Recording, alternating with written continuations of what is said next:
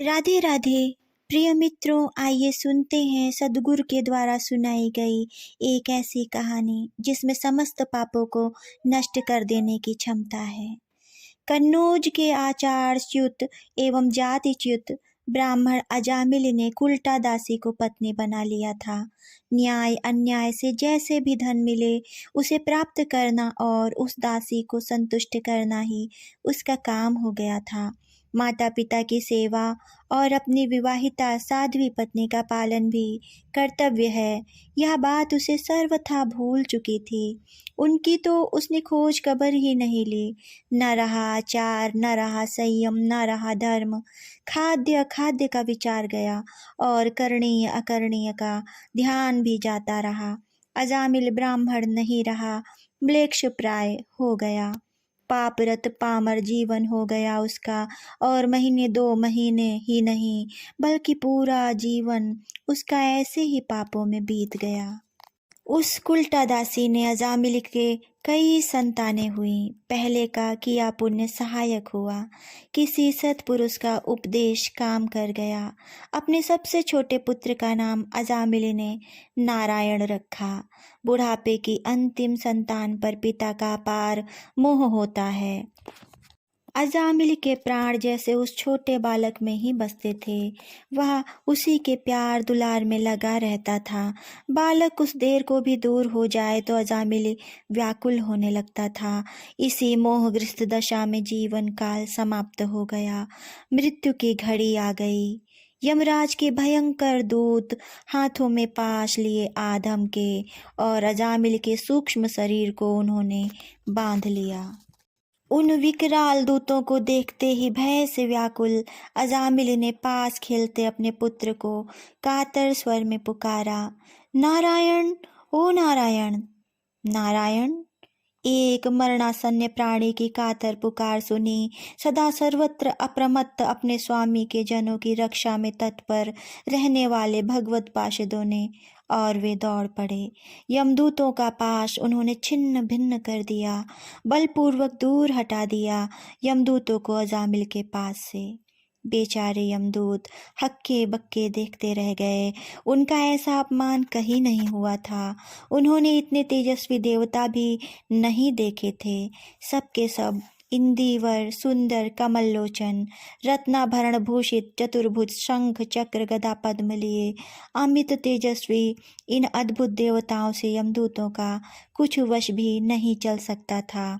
साहस करके वे भगवत पार्षदों से बोले, आप लोग कौन हैं? हम तो धर्मराज के सेवक हैं। उनकी आज्ञा से पापी को उनके समक्ष ले जाते हैं। जीवन के पाप पुण्य के फल का निर्णय तो हमारे स्वामी संयमनी नाथ ही करते हैं। आप हमें अपने कर्तव्य पालन से क्यों रोकते हैं?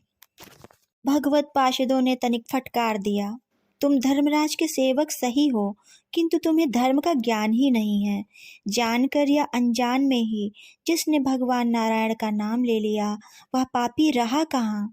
संकेत से, हंसी से, छल से, गिरने पर या और किसी भी बहाने से लिया गया भगवान नाम जीव के जन्म जन्मांतर के पापों को वैसे ही भस्म कर देता है जैसे अग्नि की छोटी चिंगारी सूखी लकड़ियों की महान ढेरी को भस्म कर देती है।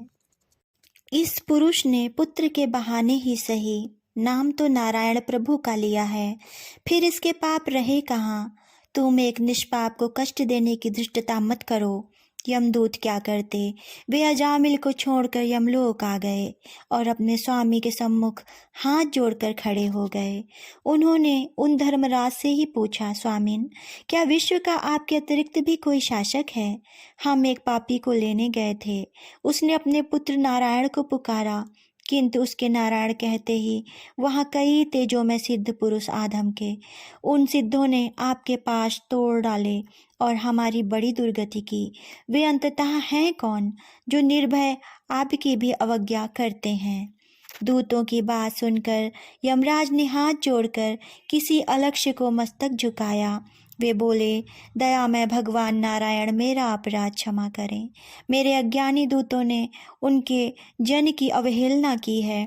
इसके पश्चात वे दूतों से बोले, सेवकों, समस्त जगत के जो आदि कारण हैं, सृष्टि स्थिति संहार जिनके भ्रूभंग मात्र से होता है, वे भगवान नारायण ही सर्वेश्वर हैं।